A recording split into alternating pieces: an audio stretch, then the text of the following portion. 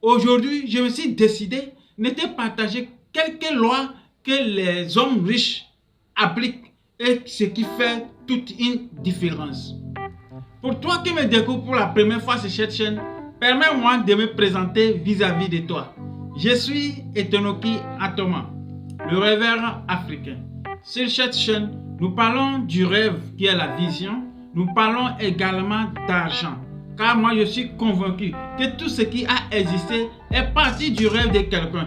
Aussi, si nous voulons construire notre continent, si nous voulons faire avancer notre pays, c'est que nous devrons avoir beaucoup d'argent afin d'investir pour l'émergence de notre continent et de notre communauté.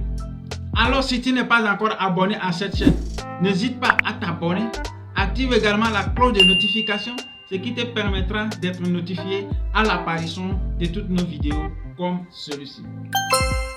Je ne sais pas si tu as constaté que souvent, les gens qui sont condamnés, lorsqu'ils vont devant le juge, on les juge en fonction des lois que les autres peut-être n'ont pas su. C'est ainsi que dans le domaine de l'enrichissement, parce qu'ils ne connaissent pas cette loi, cela ne voudra pas dire qu'elle ne s'applique pas à lui. C'est pour cette raison que j'ai dit que aujourd'hui, certaines lois s'appliquent à nous d'une manière inconsciente que nous ne savons pas. Aujourd'hui spécifiquement, je vais me spécialiser dans le domaine des finances afin de te présenter 3 lois incontournables que tu devrais mettre en place si tu veux changer tes finances. La première loi, selon moi, qui est majeure, c'est la loi du service. Par quoi j'appelle la loi du service? Lorsque tu rends les services qui sont limités, crois-moi que tes entrées aussi seront limitées. Si tu rends service aux personnes limitées, crois-moi, les personnes à qui tu aurais rendu service seront limitées. Mais dans cette vidéo, lorsque je parle du service, c'est de pouvoir servir les personnes qui sont tout autour de toi. Je constate que dans une localité, lorsqu'une personne s'en sort financièrement, il y a tendance de pouvoir minimiser les personnes qui sont tout autour. Dans le domaine de l'enrichissement, c'est quelque chose qui ne marche pas. Lorsque tu es riche, lorsque tu t'en sors financièrement et tu minimises, tu ne considères pas les personnes qui sont autour de toi, arrange-toi à les rendre des services au maximum. Dans cette vidéo, je ne te dis pas de dépenser ton argent pour les faire plaisir. Je ne te dis pas de prendre ton argent afin de les donner. Non, il y a des services que tu peux rendre les personnes qui ont besoin de toi. À chaque instant que tu peux le faire, fais-le. Si tu peux faire quelque chose, même que ce soit en parole, pour prendre à quelqu'un, pour lui donner un sourire, c'est déjà suffisant. Alors, ce que tu devrais savoir, lorsque tu voudras t'enrichir, tu devrais apprendre à rendre service aux personnes qui sont tout autour de toi. La deuxième loi, c'est la loi du VOP. Qu'est-ce que cela veut dire?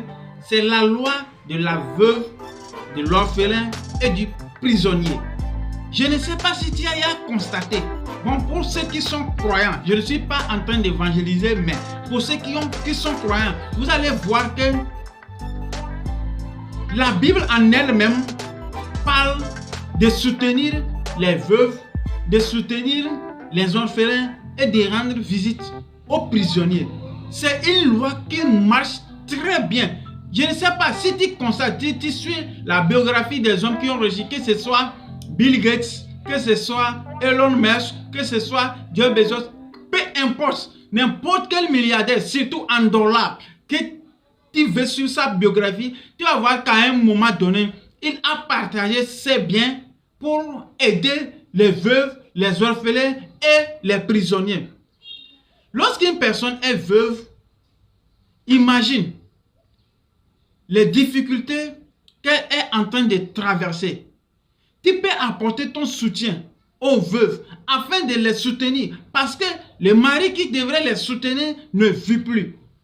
Donc, lorsque tu es en train d'aider une veuve plutôt, c'est que tu es en train de prêter à Dieu. Comme Dieu, lui, il ne veut pas s'endetter, il va te le rembourser à tout moment. Donc, si c'est que tu veux vraiment accroître ton patrimoine financier, tu devras vraiment prendre le soin d'aider les veuves, les orphelins et les prisonniers. Les Saintes Écritures même le disent, il est le père des orphelins et le mari des veuves. La troisième loi que je m'en vais pour t'annoncer dans cette vidéo, c'est la loi de l'épargne. Tu ne peux pas t'enrichir lorsque tu es allergique à l'épargne.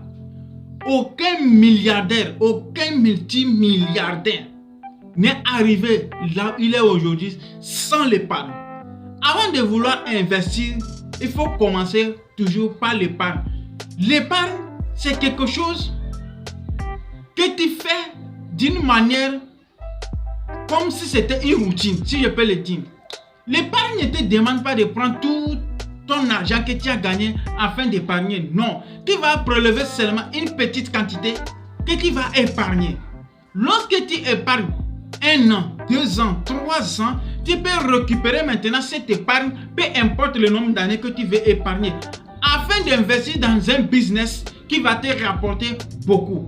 Lorsque tu ne veux pas épargner, tu vas constater que tous les fins du mois, tu vas dépenser tout ton argent, tu reviens à zéro. Or, lorsque tu commences par épargner, ce qui veut dire directement que tu vis au-dessous de tes revenus. Lorsque tu n'épargnes pas, soit tu vis égal à tes revenus ou supérieur à tes revenus.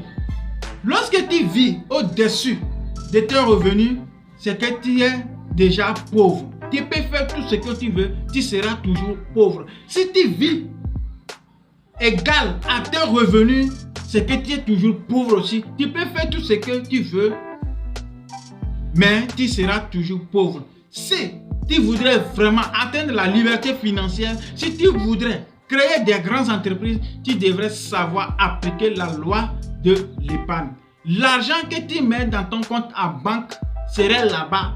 Au fur et à mesure que tu laisses quelque chose comme épargne, ça s'accroît jusqu'à un moment donné que tu vas récupérer cette épargne afin de l'investir dans un business. Si je pouvais te donner un bonus, je devrais te parler de la loi de la dîme. La dîme, c'est ce que tu gagnes durant tout le mois, ou bien c'est ce que tu gagnes pendant la journée, juste tes entrées. Tu prélèves seulement la 10e partie et tu donnes ça à Dieu, celui qui t'a donné le souffle. Je ne sais pas quelle est ta croyance, fais-le selon ta croyance.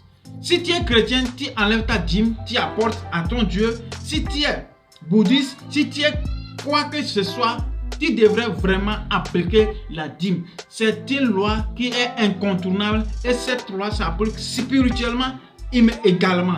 Alors, si tu voudrais vraiment atteindre la liberté financière, tu devrais savoir appliquer ces lois. Ce n'est pas parce que tu ne connais pas une loi qu'elle ne s'applique pas à toi. Alors, à la prochaine dans une nouvelle vidéo. Peut-être qu'à ton niveau, tu as une loi que tu devrais partager avec nous. N'hésite pas à les laisser dans la barre des commentaires. Nous allons lire et nous allons prendre le soin de te répondre.